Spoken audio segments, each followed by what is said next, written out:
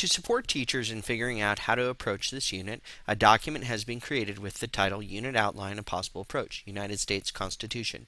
This document lives among the Stage 3 supports. This outline bundles together different Stage 1 learning goals to offer a possible approach for how teaching and learning might flow throughout the course of the unit. These bundles create 4 different chunks of learning. Notice how this tool is like a cover page, and each bundle can be examined in greater depth with the linked supporting document. Teachers will also notice that some chunks include more learning goals than others, so you're encouraged to make thoughtful decisions about the time devoted to each chunk of learning. As a final note, we want to stress that this is just one approach, and teachers are always open to use different approaches to address the Stage 1 learning goals for this unit. At the bottom of this document, you'll notice links to various assessment documents that are meant to help teachers think about assessment throughout the course of the unit. The first chunk will probably be brief, as it involves preparing students for the learning in the unit. Teachers might consider creating an anchor chart with the unit's concepts and essential questions. Engaging students in discussion around the unit's civics concepts and essential questions, as well as delivering a few other pre-assessment items, will give you a sense of what background knowledge and skills students possess. You'll also notice a few ideas for engaging students in some of the learning students will encounter in this unit. At this time, teachers can emphasize that this unit is entirely focused on civics. The second chunk is titled Influences and Principles: The Creation of Our Constitutional Government. This chunk includes all of the learning goals within the organizing concept purpose of government. All of us have had people or experiences that influenced us. If someone asked you, "What are your beliefs and why?" you would undoubtedly describe yourself through talking about the formative experiences that made you who you are today. This is the same approach we might use to describe the creation of the U.S. Constitution and the principles that are embodied within this document. When the founders were charged with establishing a government, their first step was to consider the purpose of government, a concept, and state that our nation's beliefs about law would be written down for all within a constitution, which is why we say that our nation was created as a constitutional government. Remember, not all nations were guided by a constitution. In the creation of our constitutional government, the founders developed a set of principles based on past events, ideas, and experiences. Some of these influences include experiences of European monarchies and ideas from John Locke or documents such as the Magna Carta. In addition, events and the sharing of ideas throughout the colonial era caused people to reflect on their beliefs about who has power and who has authority in different situations. When the nation declared independence, the Declaration of Independence began to communicate how traditional European ideas about government began to shift among people in the colonies. In the early days of our nation, we wrote the Articles of Confederation, and this document influenced our perspectives on shared power, elevating how power could not solely be held by the federal government. People began to realize that power must be shared in a variety of ways, especially between the states and the federal government. Collectively, these experiences influence the principles which create the foundation of our nation.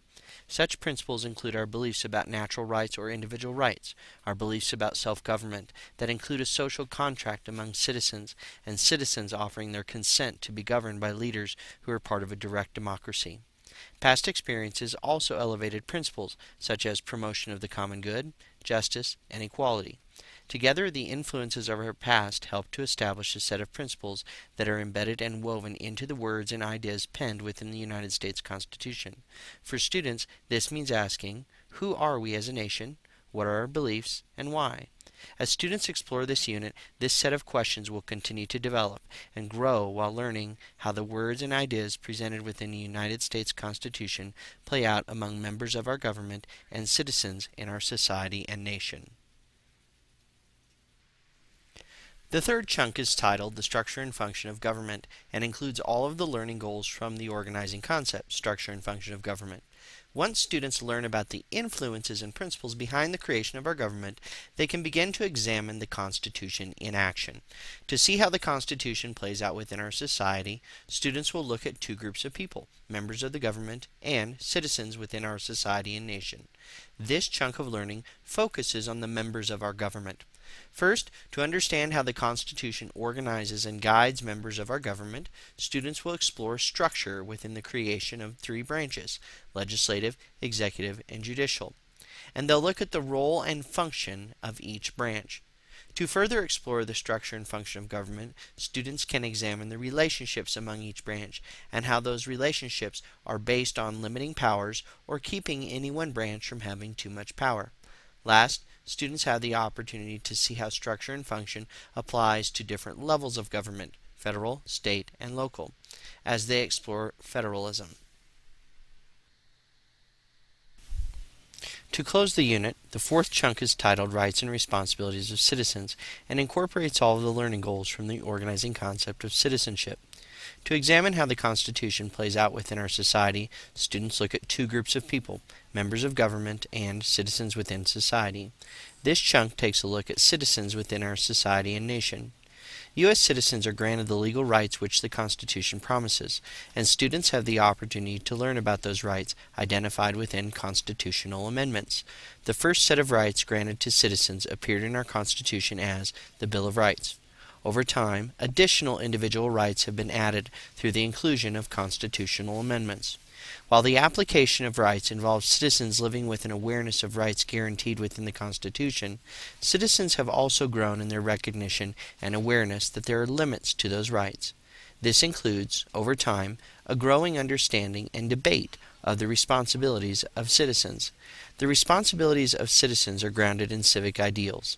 Ideals such as freedom, rule of law, equality, civility, cooperation, respect, responsibility, and civic participation are values that are common among U.S. citizens. Yet our individual application of these ideals within different contexts does not look the same for all citizens, as we try to balance our own beliefs about individual rights and the common good. Collectively, the interpretation and application of our rights and civic ideals are connected to the concept of citizenship, which means that citizenship is understood differently by every citizen in our nation. At the bottom of the unit outline, you'll see links to different assessment ideas. The use of ideas was very intentional, as assessment looks different for every teacher, occurs throughout the course of the unit, and takes on many different forms. One of those forms includes informal checks for understanding, such as observations, dialogues, and opportunities for students to connect the facts they are learning back to the unit's concepts and essential questions. Students might also experience quiz and test items about specific, discrete pieces of knowledge. They should experience academic prompts, which are often much more open-ended and give students the opportunity to bring personal understanding to complex questions and ideas. Finally, teachers might consider including a larger performance task. Overall, two key questions drive assessment thinking. What assessments make sense? And when and how should I assess for different kinds of student learning?